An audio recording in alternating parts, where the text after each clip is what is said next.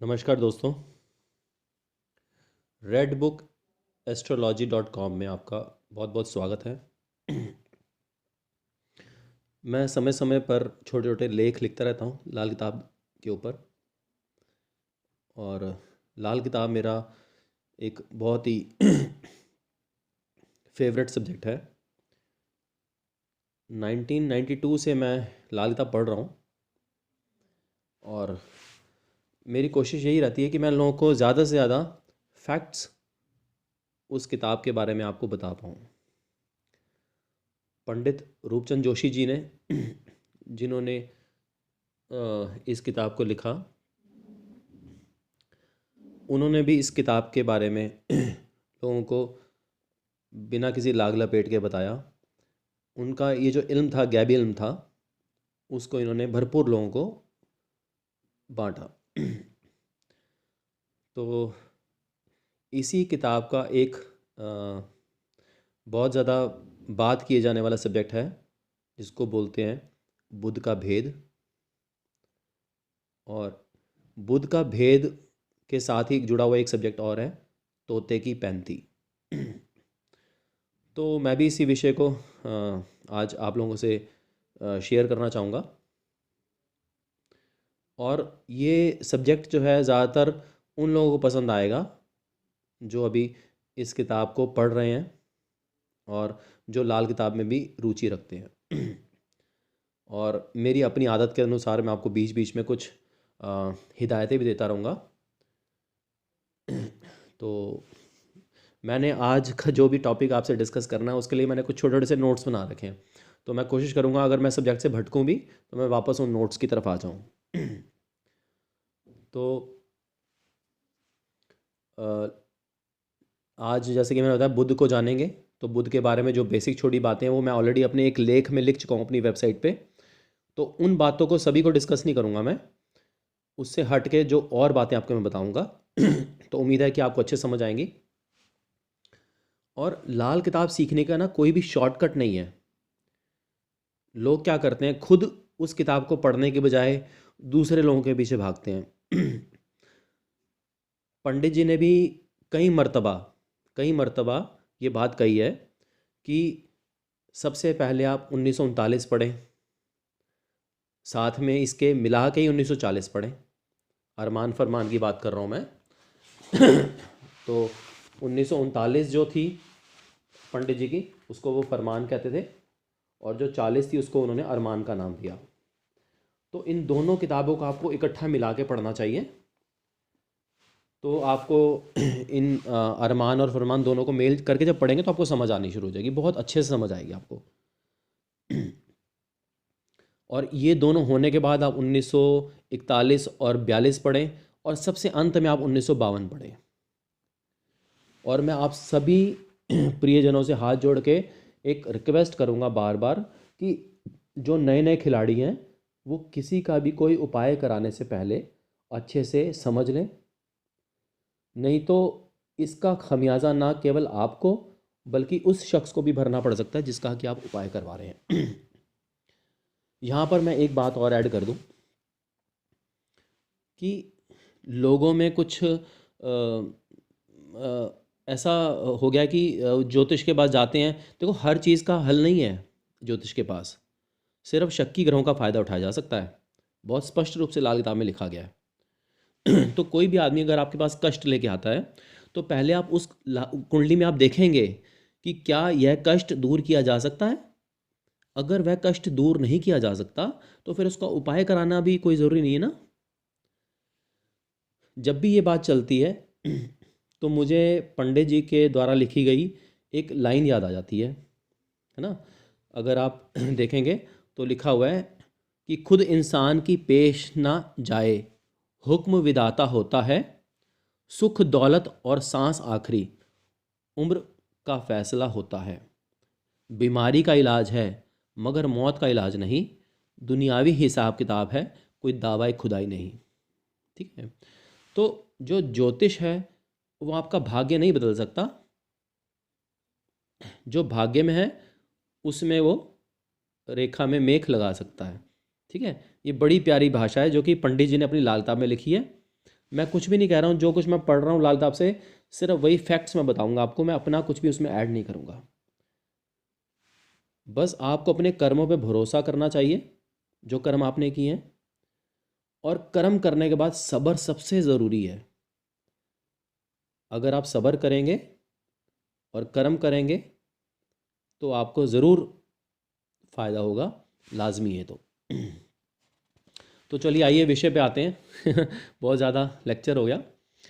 तो बुद्ध के बारे में हम पहले भी पढ़ चुके हैं, आप मेरा लेख देख सकते हैं बुद्ध लाल किताब की नज़र से, उसमें कुछ छोटी छोटी बातें मैंने ऑलरेडी बता रखी हैं। हम जानते हैं बुद्ध 3, 8, 9, 11, 12 में जहर से भरा हुआ होता है, अच्छा नहीं होता है।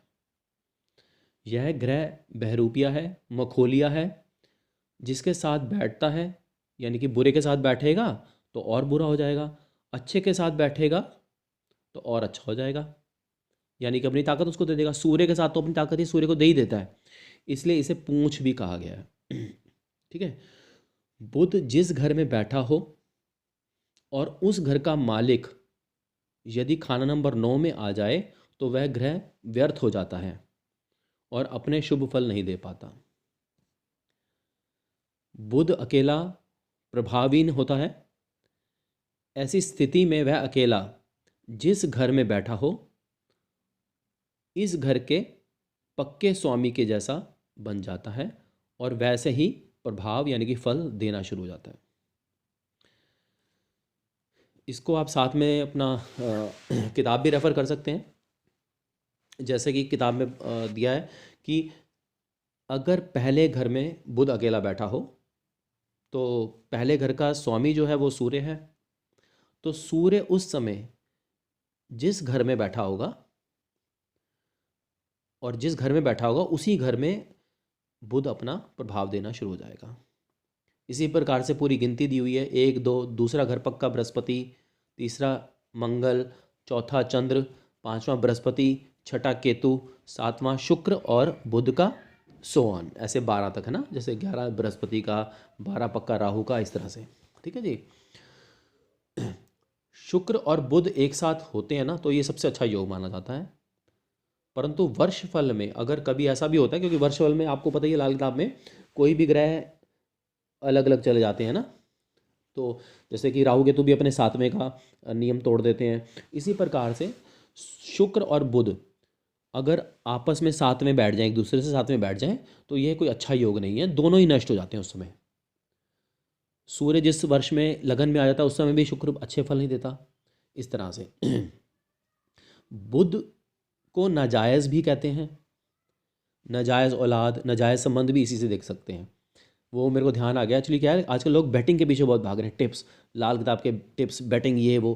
देखो लाल किताब जो है वो आपकी अपनी खुद की सोच से बंधी हुई है, लिमिटेड है।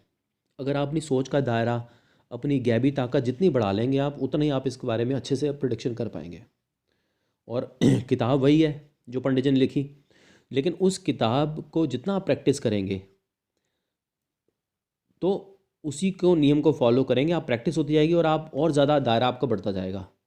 जिस तरह से कहते हैं ना बुद्ध का दायरा एक सुराख है, उसको जितना कुरेदोगे वो सुराख और बढ़ता जाएगा, इसी प्रकार से। तो जैसे आप कोई घर देख रहे हैं, 7वां घर ही ले लो, 7वें घर में कौन है, बुध और शुक्र मुश्तरका है, इकट्ठे हैं, उस घर के मालिक हैं।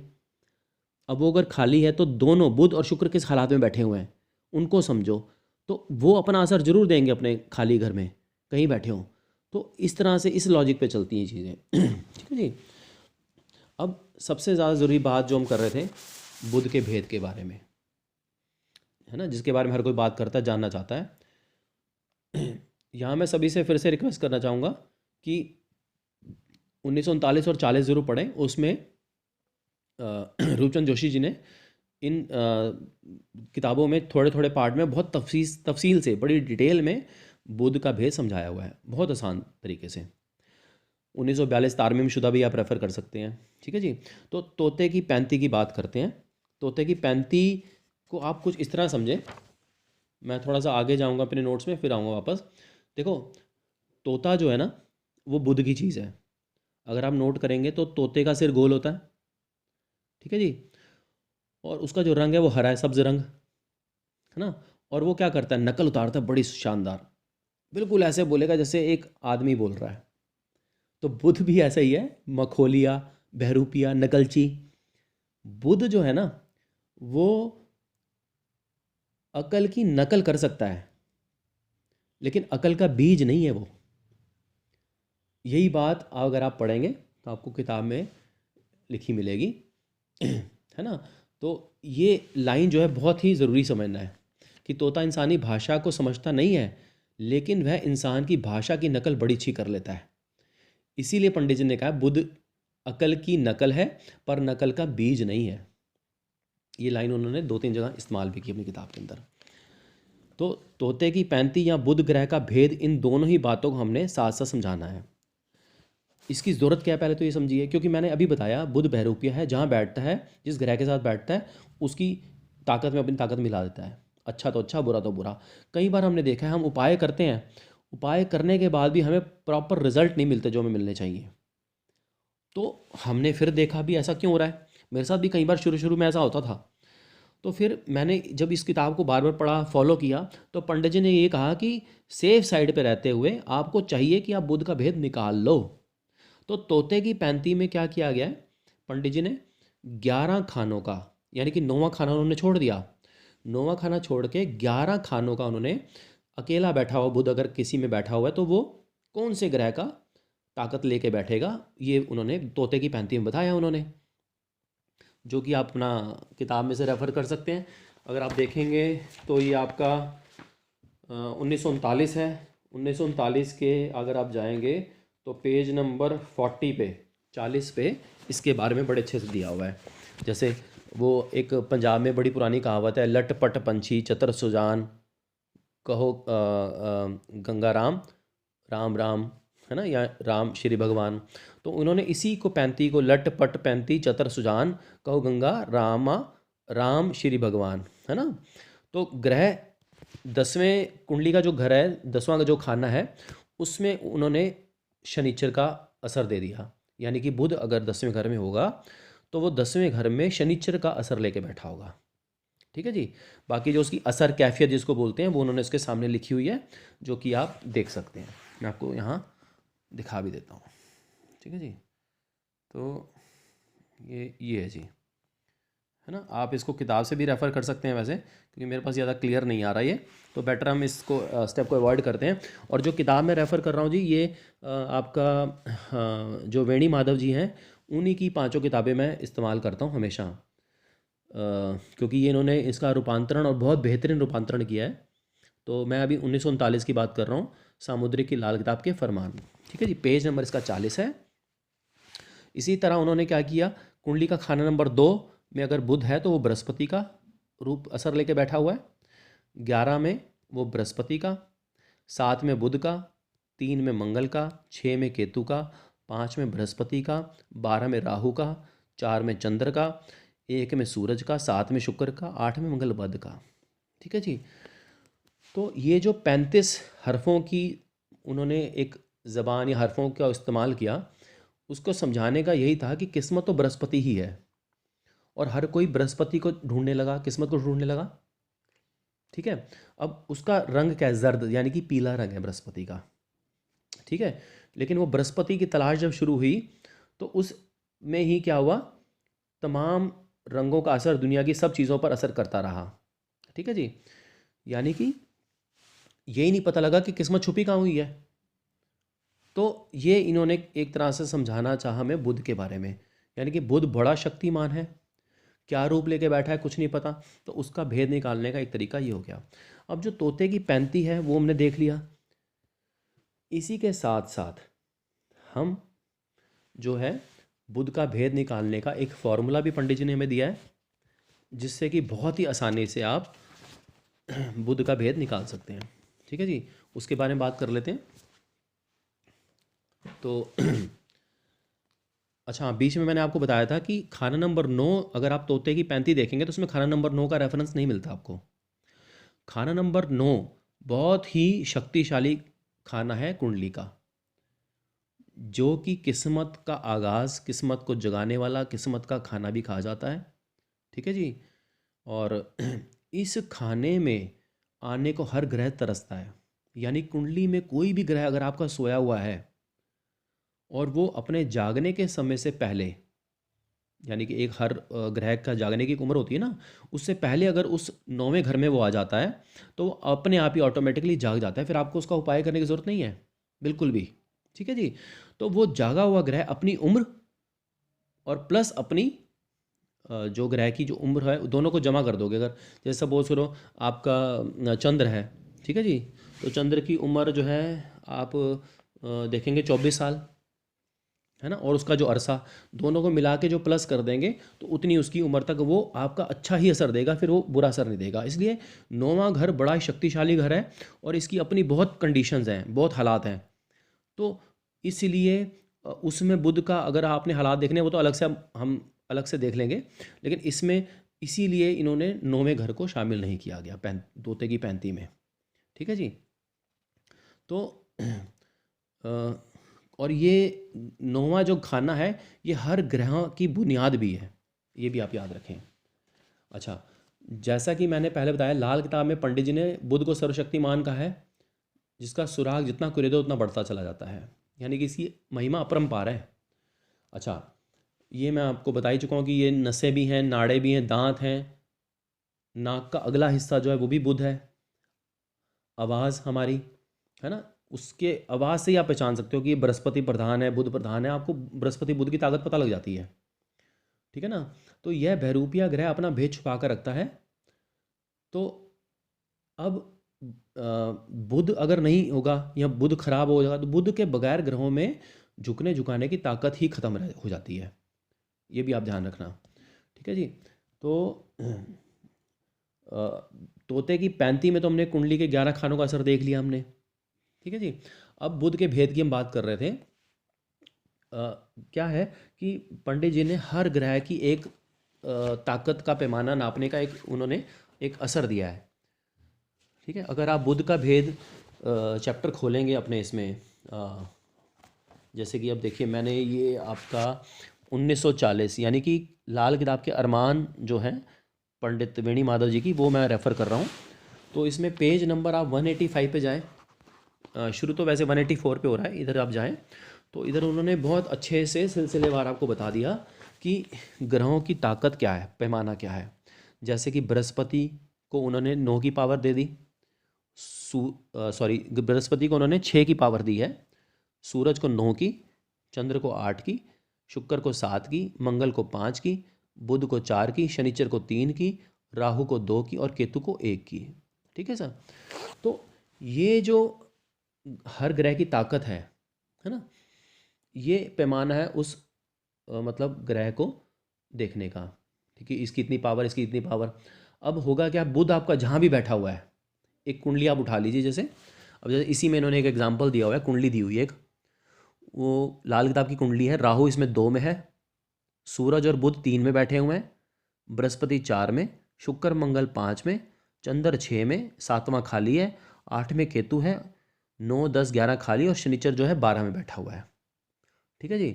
तो इन्होंने क्या किया, जो जो ग्रह जहाँ जहाँ बैठा हुआ है, जैसे कि फर्जन आप ले लीजिए बृहस्पति चौथे घर में बैठा हुआ है। ठीक है जी। तो अब उन्होंने क्या किया, बृहस्पति को 4, सूरज को 3, चंद्र को 6, जो जो उनके घर थे उनके आगे कुंडली के जिस घर में बैठा है वो घर लिख लिया उन्होंने। ठीक है जी। अब उसके बाद उन आपने देख लिया कि जो ग्रह की ताकत थी वो भी आपने लिख लिया, है ना। अब आपने क्या करना है, ग्रह की ताकत और जिस घर में वो बैठा हुआ है, जैसे मैंने बोला बृहस्पति 4 में और बृहस्पति की ताकत हमने दी 6, तो 6 को 4 से आप मल्टीप्लाई करेंगे, 6 चौक 24 आ गया। ठीक है जी। 24, इस तरह से आप सभी ग्रह को उसकी पावर से जिस घर में बैठे हुए हैं उससे मल्टीप्लाई कर लें और वो लिखते चले जाएं आप। तो जैसे इसमें हमने टोटल कर लिया, क्योंकि मैं देखो इस चीज़ को ना आप किताब को रेफ़र करेंगे आप बड़ा इजीली समझ आएगा, मैं जो समझाने वाली चीज़ है मैं उस पर ज़्यादा जोर दूँ तो अच्छा है। अब इन्होंने क्या किया, सभी को मल्टीप्लाई कर लिया, बृहस्पति की पावर से, सूरज की पावर से, चंद्र की पावर से, जिस घर में वो बैठा है उससे मल्टीप्लाई कर लिया, यानी कि 24 27 48 35 25 ये सब उनका आ गया। इसका टोटल आ गया 219। 219 को उन्होंने 9 से डिवाइड किया। ठीक है जी। तो करने के बाद जो है इसका जो रिमाइंडर बचेगा, रिमाइंडर को पकड़ना है हमने बस, बाकी हमें किसी चीज़ से मतलब नहीं है। इसमें रिमाइंडर 3 बच गया। अब 3 रिमाइंडर जब बचा इसका, तो हम फिर से रेफ़र करेंगे कि 3 जो है, ठीक है ना, वो किस ग्रह की ताकत है। तो आप देखो शनिचर की ताकत 3 है, यानी कि अब हमारा जो बुध है वो शनि का भेद लेके बैठा हुआ है इस कुंडली में। अब हमें ये समझना है कि शनिचर इस कुंडली में अच्छा है कि बुरा है। अब इसके लिए एक सिद्धांत और लग जाता है, वो ये कि शनि में अगर राहु पहले होता है, मतलब किसी कुंडली में अगर राहु पहले है शनि से, तो वहाँ पर शनि की जो है तासीर यानी स्वभाव अमूमन बुरा ही माना जाता है।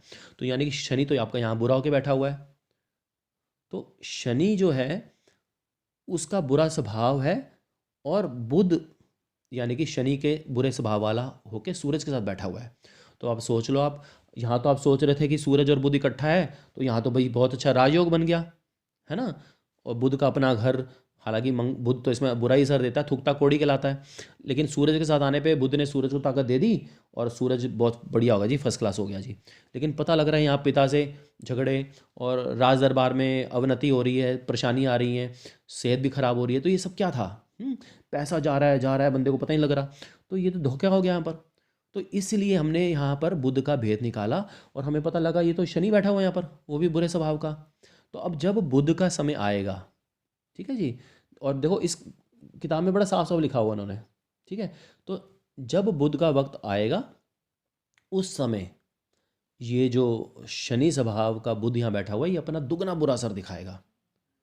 तो आपको उपाय जो है वो बुध और शनि दोनों का मिलके ही करना पड़ेगा, ठीक है ना। हालांकि पंडित जी ने गोलियां बताई हैं कि गोली गोल जो गोल है वो बुध की शेप हो गई, तो लोहे की गोली ले लो, है ना, शुभ करे तो मिट्टी की गोली ले लो, ये सब बातें उन्होंने बताई। तो मोटे मोटे तौर पे जो लॉजिक समझाना है, मेरा काम है लॉजिक समझाना, तो मैं आपको वही समझाना चाह रहा हूँ इसके द्वारा, कि आप किताब पढ़िए, किताब में हर चीज़ इतनी तफसील से इतने अच्छे तरीके से बताई गई है, आप पढ़िए, आपको मज़ा भी आएगा और आप समझ पाएंगे, है ना। तो ये बुध का भेद है जिसके बारे में हमने बात की अभी, और पावर मैंने आपको बताई दी है। ज़ीरो अगर बचता है, ज़ीरो अगर ये आपने रिमाइंडर जो निकाला अगर वो ज़ीरो बचता है, तो यानी कि तब आपको उस कुंडली में 5वां घर देखना पड़ेगा। 5वें घर में जो भी ग्रह होगा वो ग्रह यानी कि बुध की भेद लेके बैठा हुआ है, यानी कि बुध उसी ग्रह का भेद लेके बैठा हुआ है। अब अगर 5वें में कोई भी ग्रह नहीं है तो सूर्य कुंडली में जहाँ भी होगा, क्योंकि 5वें घर का जो राशि स्वामी है वो सूर्य है, वो जहाँ बैठा होगा, जिस स्वभाव का बैठा होगा, वही बुध उसी ग्रह का असर वैसे ही लेके बैठा होगा, है ना। अब देखिए कई चीज़ें जो हैं हमारे लिमिटेशन में आ जाती हैं, और अपने खुद की प्रैक्टिस पे आप इस चीज़ को उतारिए। अगर आप ईमानदारी से लाल किताब पढ़ते हैं तो पंडित जी ने एक कुंडली देखने के कई तरीके बहुत अच्छे से बताए गए हैं, कैसे आप कुंडली का सिलसिलेवार आप डिटेल नोट कीजिए, उस आदमी की बहन भाई ये पर्सनल डिटेल, घर की कुंडली बनाइए, ये सब उन्होंने बताया है, ताकि आप सीखिए भी और रोज़ नए आप आयाम प्राप्त करें, मतलब रोज़ नई चीज़ें सीखें। और मज़ा तब है जब आप उन सीखी हुई चीज़ों को दूसरों को भी आप सिखाने में मदद करें, ठीक है जी। तो अभी हो सकता है कि मेरे इस लेख में कुछ कमियां रह गई हों, तो क्योंकि मैंने बहुत दिनों से सोच रहा था और टाइम मिल नहीं पा रहा था, मैंने नोट्स तैयार किए और मैंने इसे आप तक पहुंचाने की कोशिश की है। और ये सब पंडित रूपचंद जोशी जी के ही लिखे हुए सब हैं, जो कि मैं आप तक सिर्फ पहुंचाने का काम कर रहा हूं। तो आप सब पे भी पंडित जी का आशीर्वाद बना रहे और मुझ पर भी उनकी कृपा ऐसी बरसती रहे। नमस्कार दोस्तों।